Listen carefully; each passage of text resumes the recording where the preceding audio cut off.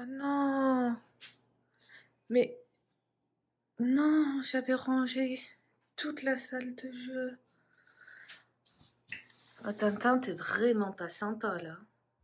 Coucou, c'est Aya. Morgane, Mehdi et... suivez nos aventures. C'est Bessie. Et coucou, il est 3h50 du matin. Pourquoi on est réveillé aussitôt? Parce qu'il y a les ventes, enfin il y a les pré-ventes DJ Snake. Donc là on est connecté, on est 5 connexions au total. Le pauvre il est du lit lui. Et on croise les doigts. Si à la prochaine vidéo je suis euphorique c'est qu'on a eu les places.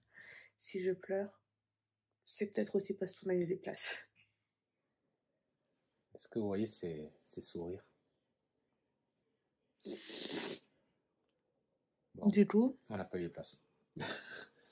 Alors, le site il faisait que planter. À chaque fois qu'on arrivait à 2 minutes d'attente, ça repartait sur 1 heure. Et on était 4 connectés et à chaque fois... 4 connectés sur... nous, on avait 3 ordinateurs plus 2 téléphones. Puis après, à côté, il y avait 2 téléphones aussi. Donc, il y avait 5 comptes pour prendre les billets. Donc, c'était la misère. Déjà, 10h pile, au moment où tout le monde réactualisait, ouais, c'est 1 minute avant de se mettre en place. Ça a planté le serveur. Quand on a réussi à rentrer dans le serveur, on était dans les 20 millièmes à peu près. 20 000 personnes devant nous. Donc, d'un coup, après, j'ai eu une illumination. Je me suis dit, tiens, si j'allais voir le groupe Discord de DJ Snake pour voir ce qui se passait. Et là, il y avait plein de commentaires et tout. Et d'un coup, entre 2 commentaires, j'ai pu voir. Et pourquoi vous ne pas les places sur le site direct du Stade de France? Il y a des places, ça va super vite. Je sais pas. J'ai dit, tiens, je prends mon téléphone, j'essaye. En 5 minutes, les places étaient dans la poche. Certes, on n'a pas eu des places en carré d'or, parce qu'il n'y avait plus de place sur les places qu'on privilégiait. Mais on avait en catégorie 1, donc c'est bien. Bah, en fait, on est juste à côté des carrés d'or. Après, c'est vrai qu'au niveau des tarifs, c'était intéressant. Les tarifs du carré d'or. C'était 98 €, je crois, la place. Mais là, on est quand même bien placé. On n'est pas tout en haut du stade. On est vraiment dans les tribunes basses. On est vraiment à côté des carrés d'or. Ouais, on est au carré d'or. Donc, mai 2025. Ouais, du coup, il faut qu'on prévoie un voyage en France. Non, mais ça, c'est pas grave. De toute façon, on va garder une semaine ou 2 de congé parental. On part voir DJ Snake avec nos congés parental. Merci, toi.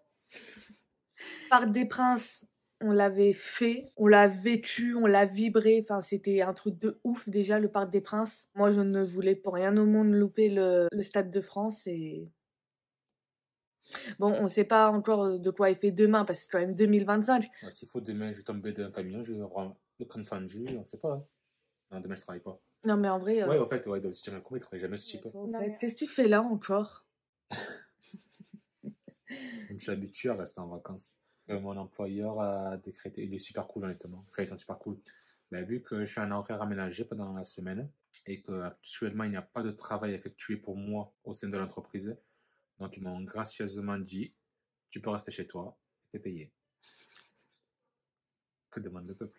Parce que de toute façon, il va falloir que tu repasses chez le médecin, quand même peut-être demander, appuyer pour passer un scanner. Ouais, parce que j'ai des migraines de fou tous les jours. Ouais, ça va faire 1 semaine et il a toujours des migraines. Et puis aujourd'hui, on a l'enfant. Là, elle est en bas, en train de chercher Tintin dans tous les sens, sauf que Tintin, il n'est pas en bas. Donc, on va essayer de l'aiguiller un peu vers en haut parce que, à mon avis, elle va me retourner à la maison en mode il est où Tintin? Elle va chercher dans des endroits improbables. Donc, bon, bah, c'est parti pour une nouvelle journée avec nous. Qu'est-ce qu'il a fait? Il a fait ça, monsieur. Oh là là. Oh non, que maman, elle avait tout rangé, la salle de jeu. Oui. Bah, du coup, tu sais ce que ça veut dire? Que tu vas devoir ranger ces bêtises. Non, c'est Tintin qui va ranger. Oui, c'était marché. Tu as grondé? Non, c'était... Dégoûté le pauvre. Pourquoi c'était ça, monsieur? Parce que s'il a fait des bêtises. Les bêtises? Oui. Le 7. C'est ça? Ouais, c'est celui-là. C'est une petite cloche.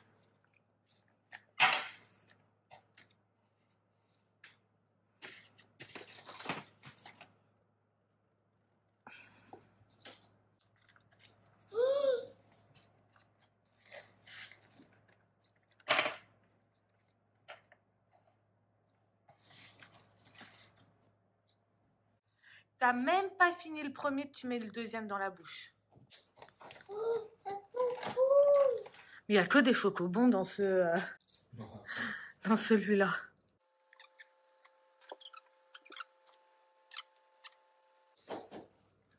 Oh, c'est trop bon. Ah oui, t'es dégoûté. Ouais.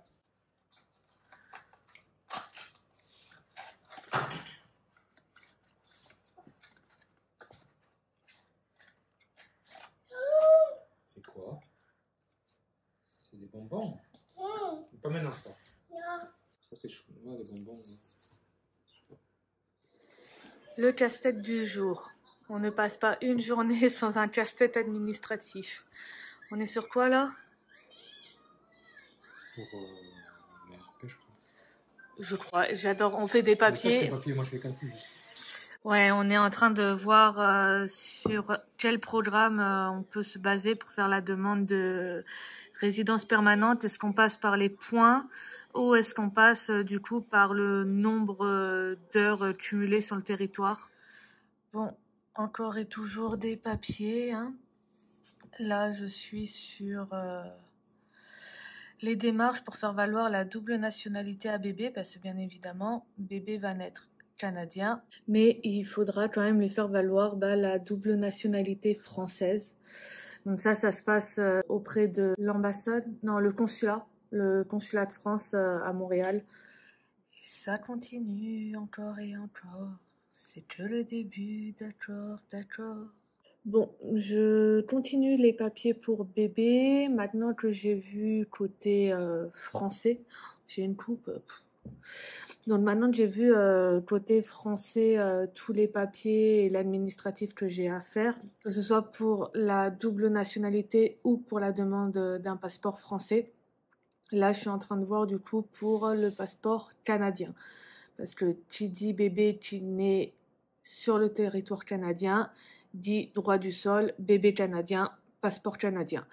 Et sachant que la délivrance d'un passeport canadien est quand même beaucoup plus rapide que la délivrance d'un passeport français. Du coup, chef Mehdi, qu'allez-nous nous préparer ce soir de bon à manger? Un produit 100% Frenchy, d'où son nom, French tacos. Ok, du coup, qu'est-ce que vous avez de beau? Des frites maison, que je ferai à une seule cuisson car j'ai la flemme de faire en deux cuissons. Là, nous avons du poulet, de la viande hachée, qu'on assaisonnera. Et là, de quoi faire une sauce fromagère maison, qui sera secrète. C'est la sauce que je faisais pour le magasin.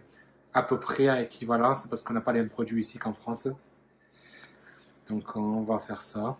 Et bon, la préparation est finie. La viande hachée est prête. Le poulet, les frites. Pas de critiques s'il vous plaît. Ici nous n'avons pas de patates binge. Et pour les tacos, je les préfère molles que croustillantes. Donc c'est fait exprès. Et la fameuse sauce fromagère maison. Dommage que vous ne pouvez pas sentir l'odeur à travers l'écran. Maintenant, on va mettre ça en place. Oh, allez.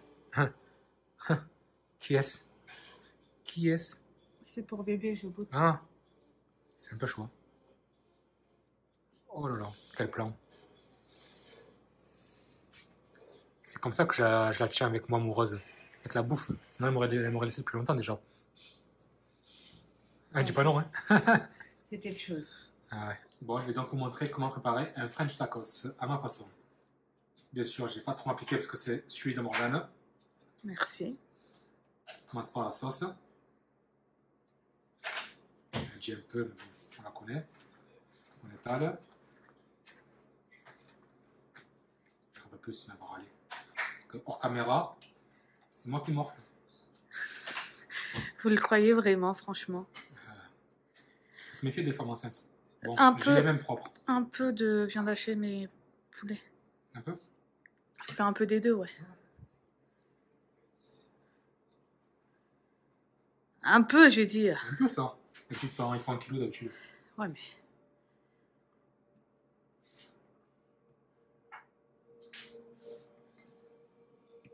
Faut pas hésiter à mettre entre chaque couche une bonne louche de sauce fromagère maison. Ça, Je dis oui. Ça, tu dis pas non, ça? Non, ça, je dis oui. Parce que vous allez chez Otakos et compagnie, ils mettent une louche comme ça, mais pour les gros sandwichs, une seule louche. Donc, c'est souvent sec. Et on finalise avec des frites maison. Un peu, mais pas trop, histoire de ne pas noyer le sandwich. Parce qu'on prendra. Mais là, on remet une seconde de louche de fromagère. En fait, il faut que quand vous pliez le tacos pour le fermer, que presque ça dégouline partout. La technique du pliage. Faites comme ceci. Regardez, vous voyez. Hop.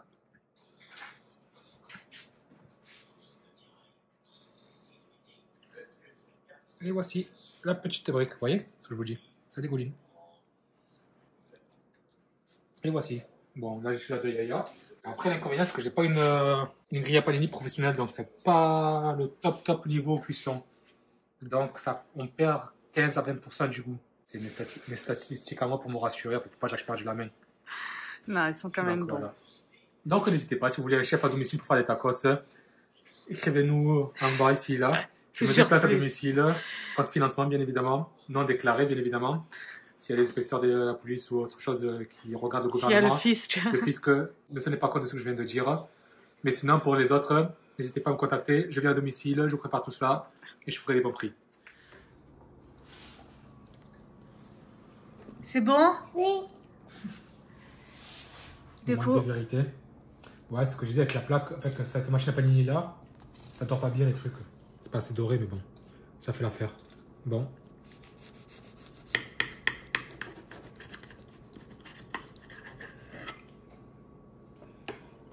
Attention, 3, 2, 1.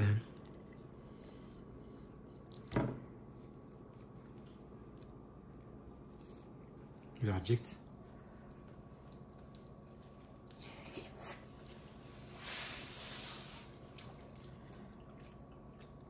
Prenez vite rendez-vous. Est-ce que vous loupez un truc?